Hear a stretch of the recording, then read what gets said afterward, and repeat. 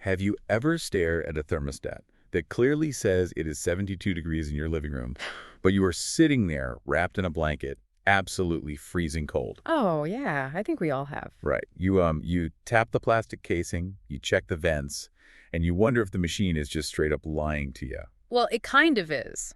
Or at least it's not telling the whole truth. That is because your thermostat is measuring the ambient air at eye level. which is like 5 feet off the ground. Exactly. And it completely ignores the biological reality that the human body regulates its perception of temperature based largely on what your feet are touching. Which means your toes and that little box on a wall are essentially living in two completely different climates. Yeah, totally different. So today, we're going to figure out how to bridge that gap.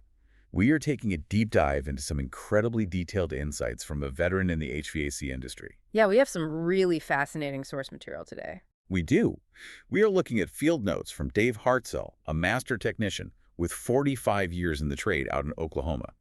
And he holds an IGSHPA accreditation, Right, the International Ground Source Heat Pump Association. which means he is formally trained in the complex thermal dynamics of the Earth itself, which is just cool. It really is. Hartzell recently broke down this eye-opening article from ACHR News, written by Hannah Bololi, all about hydronic radiant heat. And our mission for this deep dive is to unpack this massive paradigm shift happening right under our feet, literally. Literally under our feet, yeah. Hydronic radiant floor heating is rapidly moving out of the realm of, exclusive, high-end custom builds and becoming a mainstream necessity. For anyone serious about home comfort and energy efficiency, really. Because it turns out, this isn't just a conversation about plumbing or swapping out a furnace. No, not at all. It's a fascinating look at the physics of human comfort. But to understand why this specific technology is taking over, we first have to understand the fundamental flaws of forced air. Because we are essentially blasting hot air into the exact wrong places. We really are. But first, let's define what hydronic radiant floor heat actually entails mechanically. Okay, let's break it down. So in a residential context, we are talking about a network of flexible tubing. Modern systems almost exclusively use PEX, which is a cross-linked polyethylene. And why is that specific material so important? It is critical because decades ago, installers tried to use copper piping in concrete floors. Oh, that sounds expensive. Expensive and problematic. The copper would eventually react with the concrete, it would pit, and then it would leak. Oh, a leak inside a concrete slab sounds like a nightmare. An absolute nightmare. But PEX doesn't corrode. It naturally expands and contracts without snapping. Okay, so it's resilient. Exactly. And it allows installers to lay out continuous, unbroken loops, either attached to your subfloor or fully embedded right in a concrete pour. And instead of forcing air through dirty sheet metal ducts, you have warm water circulating through that continuous loop, Right, heats the floor, and then that heat naturally radiates upward. warming the walls and the physical objects in the space, including you. Huh. I was trying to visualize the difference, and our standard forced air systems seem a bit absurd when you strip away our familiarity with them. They really do. It is essentially like mounting a loud hairdryer on the ceiling, blasting yourself with a localized stream of hot air, and just hoping it eventually mixes enough to warm the whole room. That is a perfect analogy, Okay. because radiant heat turns the entire floor into one giant, gentle, low-intensity radiator. That sounds way better than a ceiling hairdryer. It is. And the biology and physics behind why that gentle radiation feels superior are actually rooted in human evolution. Really? How so? Well, the source material highlights a specific physiological preference. Humans are most comfortable when our feet are warm and our heads are slightly cooler. Oh, wow. You feel that when you walk outside on a crisp autumn day. Yes, exactly. The sun has warmed the pavement, so your feet are cozy, but the air you are breathing feels fresh and cool. That's exactly the sensation. Radiant floor heat mechanically replicates that biological preference inside your house. Because the heat is coming from the ground up. Right, because the thermal energy originates across the entire surface of the floor. The warmest air in the room is located precisely where your feet are. Makes sense. And as that thermal energy naturally rises, it sheds some of its heat, meaning it cools slightly by the time it reaches your head level. So you get the warm toes and the clear, cool head without even thinking about it. Exactly. Now, compare the physics of that to forced air. Okay, let's look at standard heating. Forced air actively fights our biology. It blows warm air out of ceiling registers or wall vents pointing upward. And heat rises, obviously. Right, because hot air naturally rises, it stratifies at the highest point in the room. So all the heat we're paying for is just hanging out on the ceiling. Yes. The warm air hits the ceiling, it cools as it touches the colder drywall, and then it drops down the exterior walls, creating a pool of cold air right at floor level. Hartzell notes he has measured this exact stratification scenario thousands of times in his 45-year career. You end up with a sweltering ceiling And freezing ankles. That perfectly explains the 72-degree thermostat illusion. It really does. The sensor is sitting 5 feet off the ground in a layer of warm air, while you are sitting on the couch with your feet submerged in a microclimate of cold, dense air that is settled at the bottom of the room. That is exactly what is happening. And beyond fixing that temperature gradient, the sensory benefits of eliminating forced air are profound. I could imagine. No noisy fans kicking on. Exactly. The article quotes a contractor who markets radiant heating, and he emphasizes reasons you might not initially think of. Like what? No fans, no circulating dust, no allergens blowing around, no unsightly metal registers on your floors or walls, and no moving drafts. Think about how much of the baseline stress in our homes is dictated by the physical sensation of the HVAC suddenly kicking on and just roaring to life. Right, you have to turn up the TV every time the heat comes on. Exactly. The contractor describes the radiant experience as an absence of stimulation to one's senses. Which is a beautiful way to put it. It is. You aren't hearing a blower motor spool up. You aren't feeling an unnatural breeze hit the back of your neck. And you aren't inhaling whatever dust was just dislodged from a duct. The environment just consistently holds a temperature. But, if this absence of sensory stimulation is the absolute peak of human comfort, it really begs the question, why did we spend the last century installing loud, dusty, forced air systems in 90% of our homes? That's a fair question. Why hasn't radiant always been the default? Historically, radiant heat was heavily pigeonholed by its own technical limitations. Limitations like what? Well, as the ACHR News article points out, it was largely relegated to commercial applications or strict luxury builds. Right, I always think of heated driveway snowmelt systems for mansions. Exactly. You would find it warming the polished floors of hospital lobbies, preventing snow buildup at airport terminals or in those custom mansions. But not in a standard 3-bedroom house. No. For the average residential application, it was considered too complex, too expensive, and prone to some severe operational flaws. I have actually heard horror stories from people with older radiant systems. Oh, the overheating? Yes. Say you have a random, sunny, 70-degree day in April. The sun streams through the windows, warming the house, but the massive concrete floor is still pumping out heat from the cold night before. Right, and it just keeps radiating. You end up walking on lava, and the house turns into an absolute sauna. Yeah, that sauna effect was a very real problem with early iterations. Why did it do that? Older boilers were essentially dumb machines. They only knew how to turn on and fire at maximum capacity. So they were basically just on or off. Right. And they were sending incredibly hot water into massive, slow-to-react concrete slabs. They could not pivot quickly enough to handle the rapid temperature swings of shoulder seasons like spring and fall. Okay, so what changed? The reason radiant is now entering the mainstream is due to a massive technological catch-up, specifically the advent of modern modulating condensing boilers, commonly called ModCon boilers. What is a ModCon boiler doing differently to prevent that overheating? The core innovation is the integration of what they call outdoor reset controls. Outdoor reset controls. Okay. Modern systems are no longer blind to the outside world.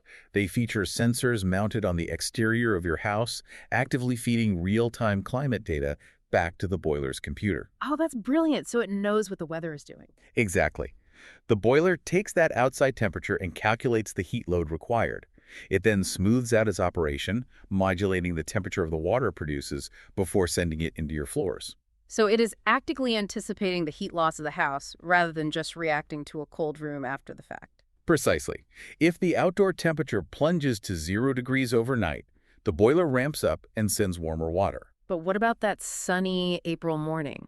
Well, as the sun comes up and the outdoor sensor detects a rapid warming trend toward a 70-degree afternoon, the reset control tells the boiler to throttle down immediately. So the water cools off before the house overheats. Right. The water temperature drops in tandem with the rising outdoor heat, completely preventing that delayed lava floor scenario. That makes perfect sense. Now, there is a second major driver mentioned in the sources that is bringing radiant out of the luxury niche, and that is the air-to-water heat pump. Yes, this is huge. We hear constantly about heat pumps revolutionizing energy efficiency, but usually those are air-to-air systems, meaning they pump hot air through traditional ducts. Exactly. An air-to-water heat pump utilizes that exact same hyper-efficient thermodynamic cycle, but it changes the delivery mechanism. How does that work? It extracts ambient heat from the outside air, but instead of blowing that heat across a fan coil to warm the air, it transfers that thermal energy into a heat exchanger to produce hot water. Oh, I see.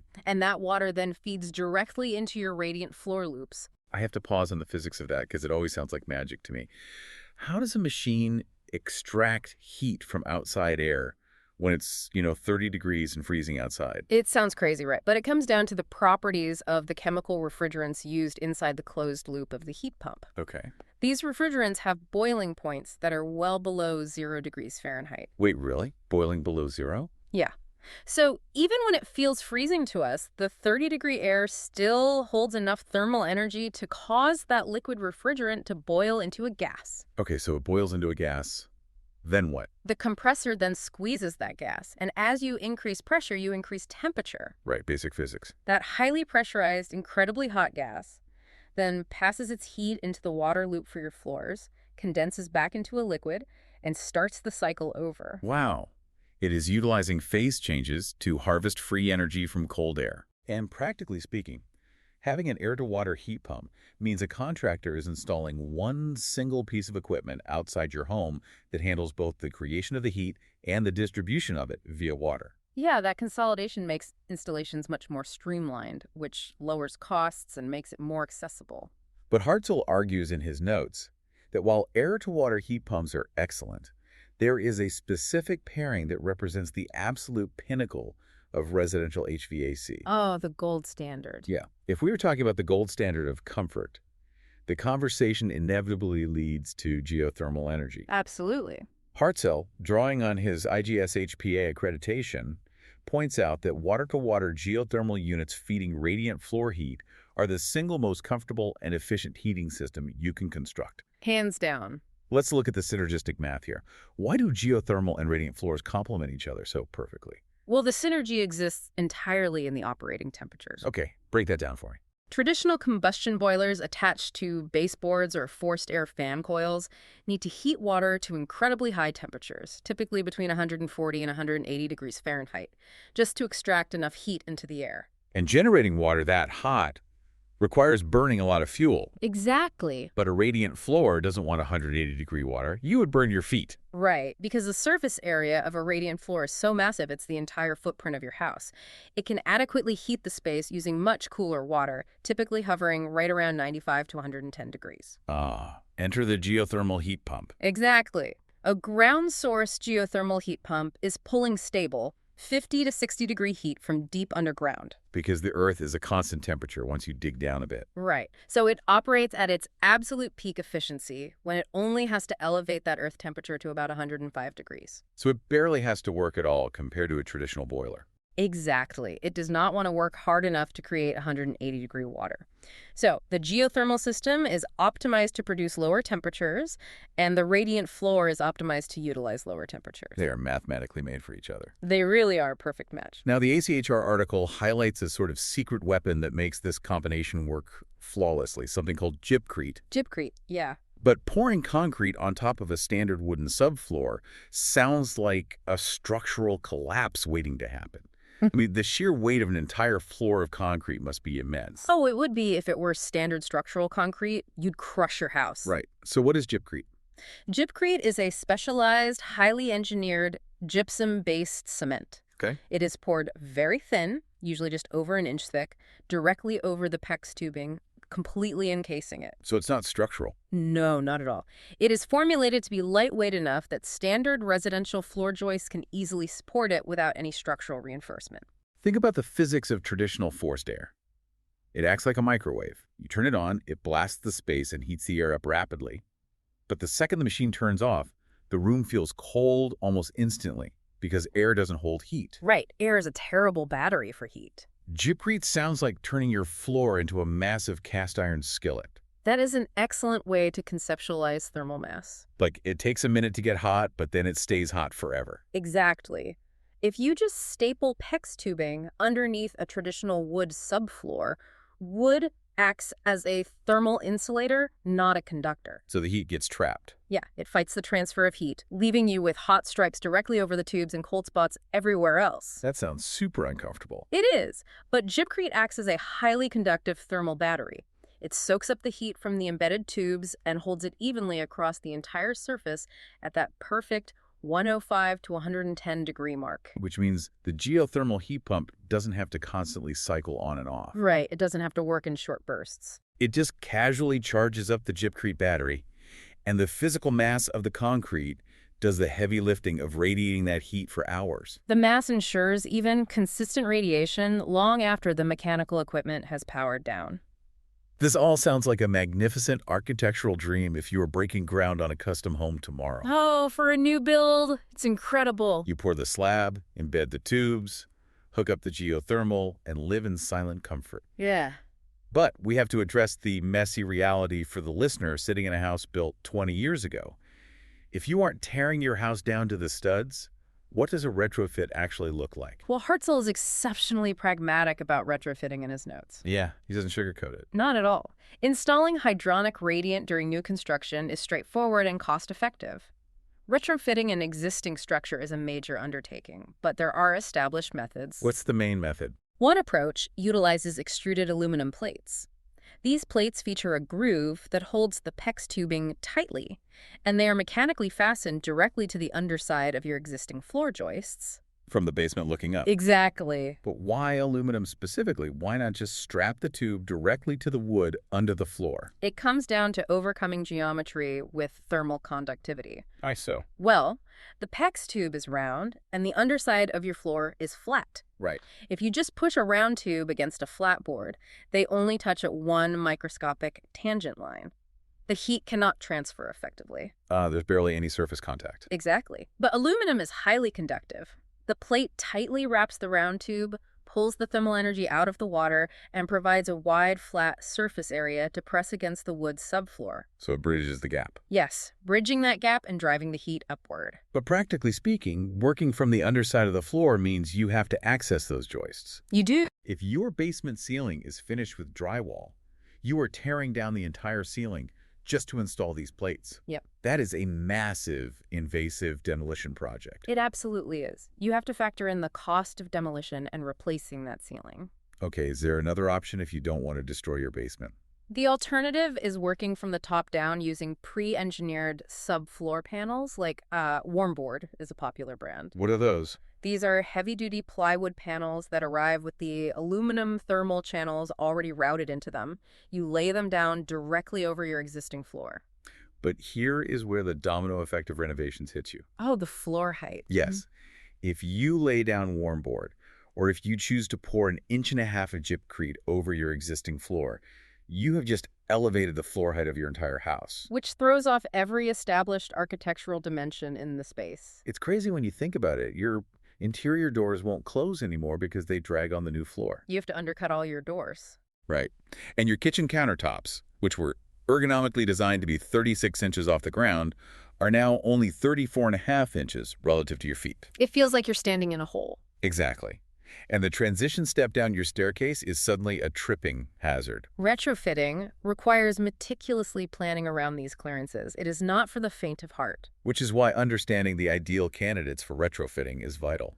Hartzell notes that slab-on-grade construction avoids almost all of these issues. Yeah, that is the sweet spot. We are talking about ranch-style homes or single-story retirement cottages built directly on a concrete foundation without basements. In those scenarios, you can often cut channels directly into the existing slab or pour a thin overlay without disrupting complex staircases or basement ceilings. It's just so much simpler. It really is. The article actually highlights slab-on-grade retirement communities as a prime application for retrofitting because the lack of stairs makes the height adjustments slightly easier to manage.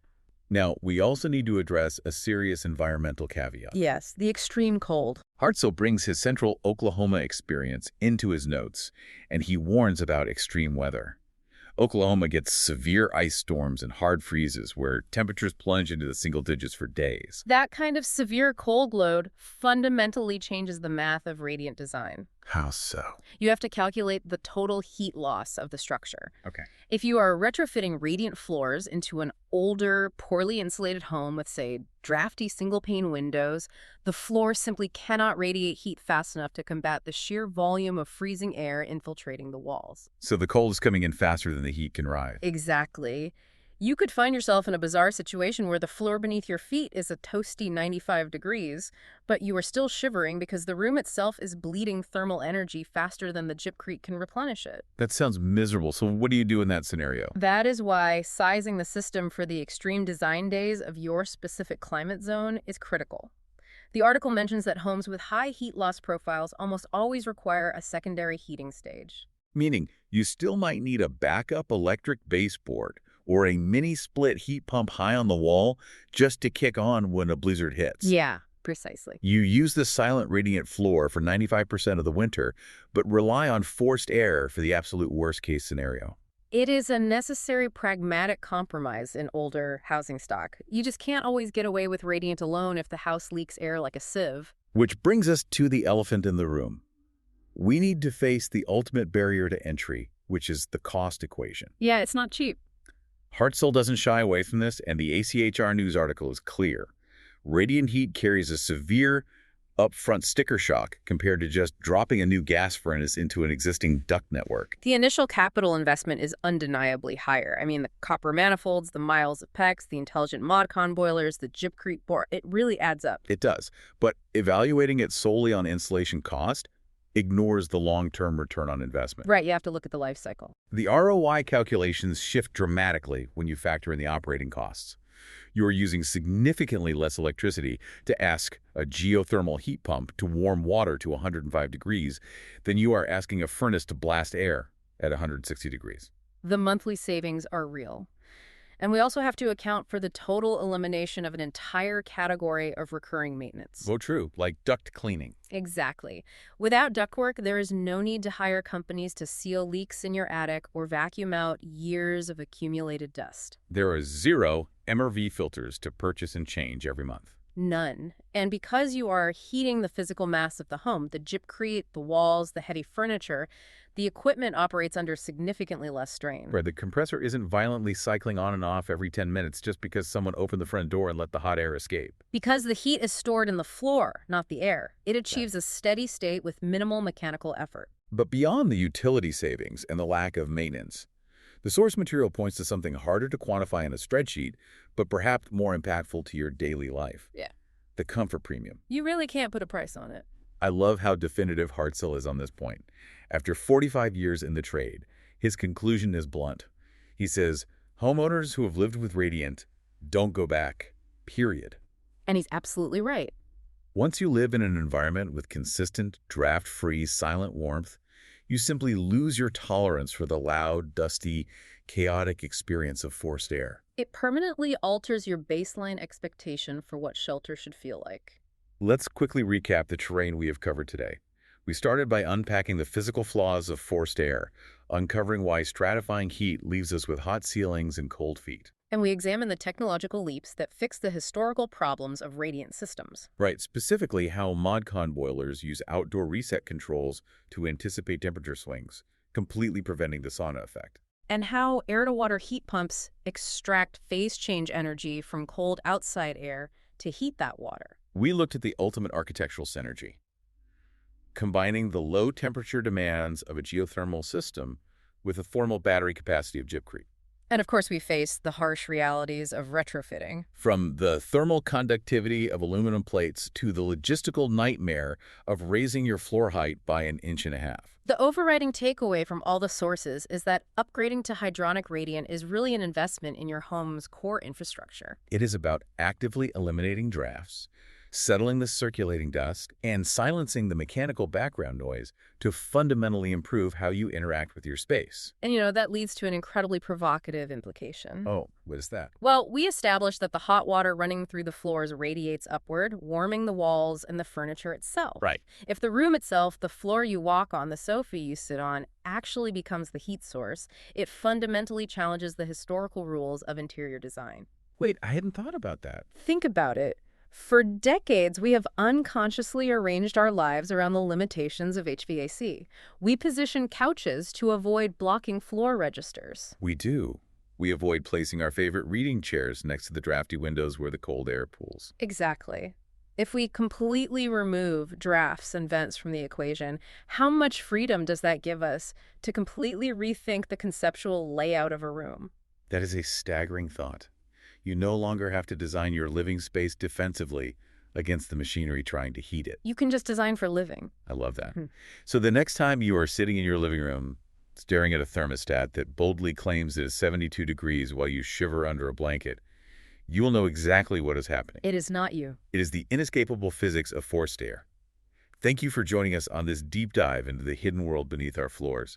Keep questioning the physical systems built around you, keep hunting for those insights, and we will catch you next time.